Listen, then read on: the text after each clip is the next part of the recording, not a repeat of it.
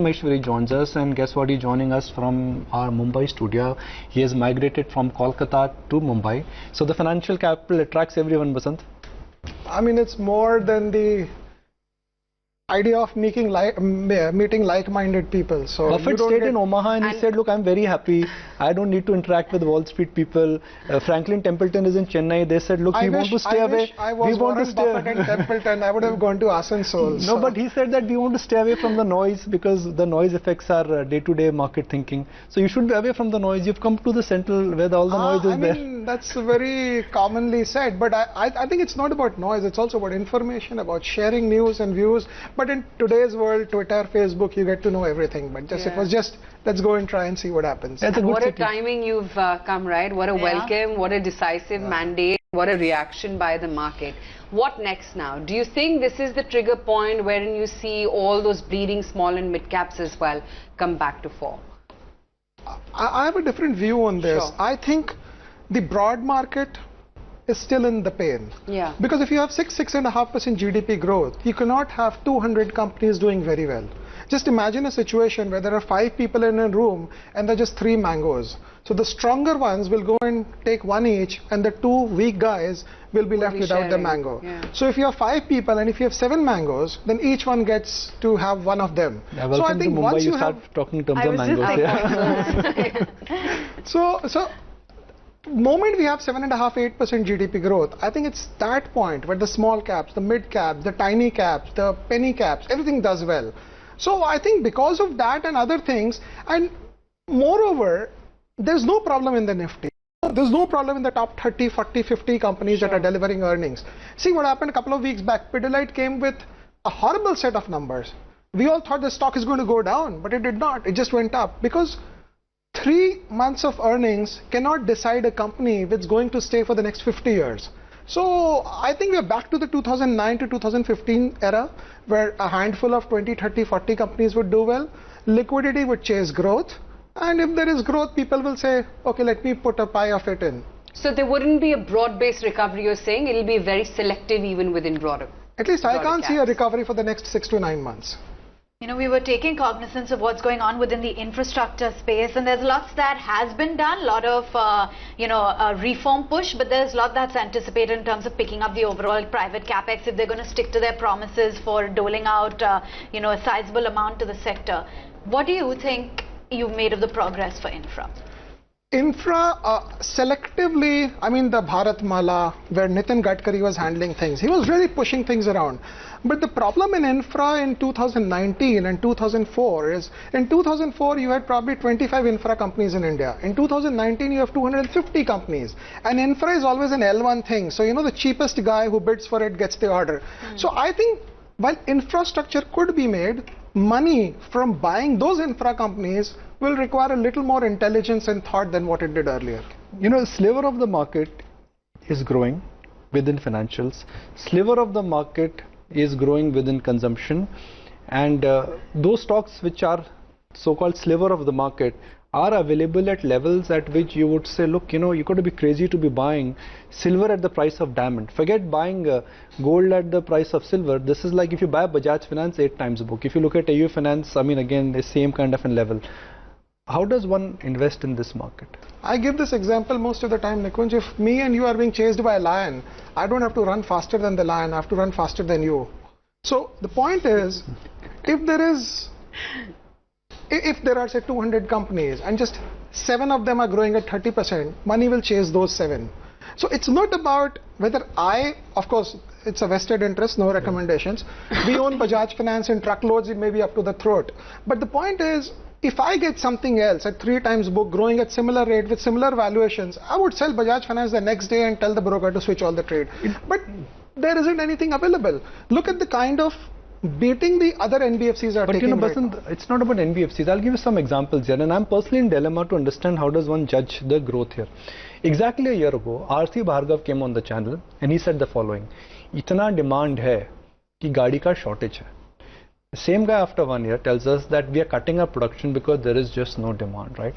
When we had all the HFC guys on the channel about a year ago, they were not confident, but they were certain of a 15 to 18 or 18 to 25% of an growth. That growth has become degrowth. A similar example which I always give everyone is that look at pizza sales or look at FMCG sales. When I met HUL a quarter ago, they said this is the golden era for us, and look in between one quarter what has happened. So my limited point is when demand turns around, it turns around so dramatically and radically that you can't even figure out. Yeah.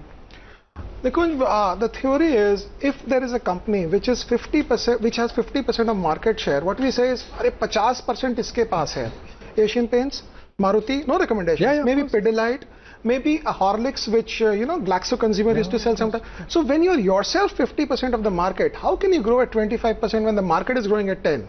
So there is an alarm bell, and there is something to get very impressed about. This company has 50% of market share, because if you have 50% of the market share, you won't go out of business.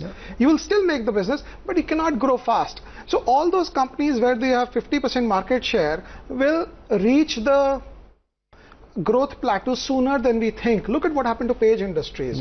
In the mid segment, it's I think now 60% of the market share. Nothing against Page, but you cannot grow fast when you have 50-60% market share. Look at companies where you have 2-3% market share, where the market is expanding at say 10%, then you can grow at 25%, because all you have to do is grow and also grab market share from others. But with a 50% market share, kisse aap grab karoge market share? So where within consumption, I mean, you're almost hinting towards a rethink when it comes to consumption. You've got to go back to the drawing board, try and take cognizance of who's growing at 2, has the potential to grow at 25, who has the 50% market share, growth will plateau out. Within consumption, where are you finding opportunities? Because right now you're seeing almost a blanket decline coming, barring in, fewer 2 or 3 odd names. So where can one buy it? It's very difficult, Aisha, because a company that grows at 2, 3, 4 doesn't grow at 20. A company that grows at 5 grows at 7. A company that grows at 20 can grow at 22. So amongst the consumption space, we own just 2 companies. One is a grocery retailer, another is a jewelry retailer. No recommendations again, because we think that these are the only 2 companies that can grow faster. Apart from that, I mean, I can make a case for Bata maybe, but then the same problem, Bata itself is quite dominant in its space. And we like to look at top line growth, whereas markets look at bottom line growth, because once you have top line growth, the bottom line growth can come in. And you can inflate bottom line growth by cutting expenses, cutting advertising, cutting expansion, cutting capacity, but you cannot create top line growth. And ultimately over the long term, it's the top line growth that matters. Look at companies like Amazon and Apple and Google maybe. They spend billions of dollars just to get market share out. So I think that's the way to look at it, but I can't find too many opportunities in even consumer and financials. The headline this morning on the Economic Times is that hopes of big reforms will take D Street bulls to new highs. There does seem to be that consensus that with the new government at the front, we're going to see a boost in overall sentiment, apart from the global factors that could come as a hindrance. What is your sense as to where we stand on the market front now? I think the government would like to do a big infra push. It tried to do demon so that it could get a couple of lakh crores. Didn't happen. It asked the RBI for dividend. It didn't happen. It's looking for a big amount of money where they can put in through the infrastructure space. I think maybe some people tell me that maybe an inheritance tax could be coming, something like that. But I think that's not for the stock market to celebrate only, because this government has told us that it will not walk one line. It will be somewhere between socialism and capitalism. Because if it is only capitalism, then it gets voted out like India Shining 2004.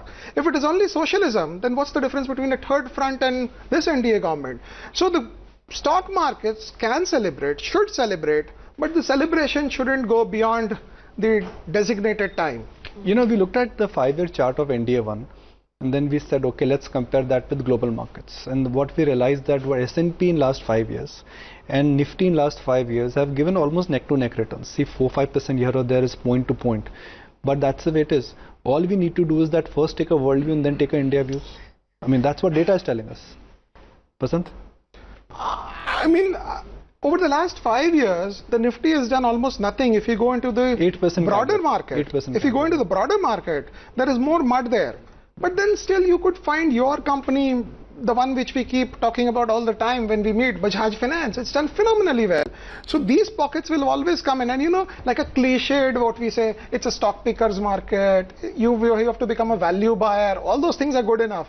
But ultimately, over the last 25 years of Indian stock market, since we have started documenting things, money has only been made in companies that are growing at above normal rates, whether it was Infosys, whether it was L&T, whether it was Unitech, whether it was Pantaloon, Bharti Airtel, Page Industries, Eicher Motor.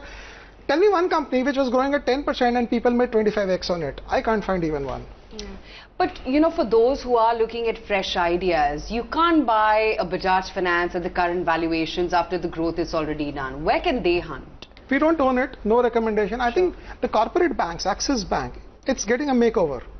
It's just getting ready for the next leap forward. But the problem in a bank like this is the next 5 years returns are made in the first 18 months of transformation. So if you're late for the party, if you say, let me see, let them deliver, then you won't get anything out of it. But then ICICI maybe. I think all that talk about what was given to Videocon and what was not given, I think beyond the point they are irrelevant, because look at the size of a bank.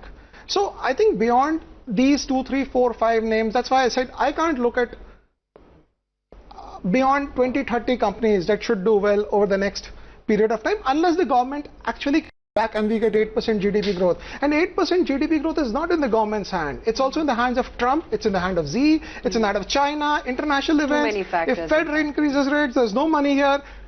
Our problem is, if FIIs put in $50 billion, we get inflation. If they don't put in money, the market comes down. We don't have a capacity to absorb FII money adequately. Basant, it's important to understand the regime, because the reason why Bajaj Finance has made money is because PSU banks did not have capital. Corporate banks were in the process of writing off, opens up a huge opportunity for Indian borrowers, and then Bajaj Finance and other NBFCs gave them that enough capital or the enough money which they required. If you bought HDFC Bank or a Axis Bank in 2000, that was the time when PSU banks were losing market share, private banks gained market share. So it's important to assign a mega trend to your portfolio. What is that mega trend for 3-5 years in your portfolio? That's the overarching theme. You are believing with that template. Like 3 years ago, a lot of market men were working with a template that unorganized sector would get organized. Buy anything which would gain. Titan, I think, is a big beneficiary of that, right? Your other call on DMart, which is public information that you own it, I'm sure it is centered around the fact that the company will grow and the Kirana wala is going to die and this DMart would gain. So what are these kind of trends which you're working on? I mean, if you ask me, I can't find any big change in trend right now. Okay. I'm actually... Fully invested or still sitting on cash? Which one? No, just generally at large on a portfolio we are more than basis. fully invested. Yeah. We generally borrow and invest. So that's been there for the last 2 decades. So that's how we work about it. But that's not for everyone, because the things which we own, we are super bullish on them. And what makes us bullish is not the price, but the growth, the earnings, the management commentary, the way they take market share from competition and things like that.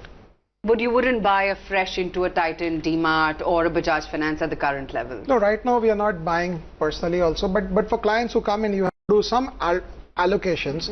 So that's another thing. But we bought so much of it, so I mean there's no space, there's no cash also. How much would you rate earnings on 10 in the quarter gone by, and what's the expectation? I mean, pretty much we're done now. I mean, earnings have been just maybe 5 or 6. Okay. There's nothing to write. When your soap company, when your shampoo company, when your adhesives company are not able to grow, there is some problem somewhere. And that too, in a quarter where elections were being held and money was being spent out by the candidates on this and that. So I think there is some problem. It should get sorted out, but till it gets sorted out, we shouldn't just jump the gun. It's all about buying earnings, right? Frankly, I mean, I'm sure by buying DMart, you're adding 20% earnings to your portfolio. By Bajaj Finance, you're adding 25-30% earnings to your portfolio. So out of the top 3-4 holdings, some of them is in public domain. If they are not, you can tell us.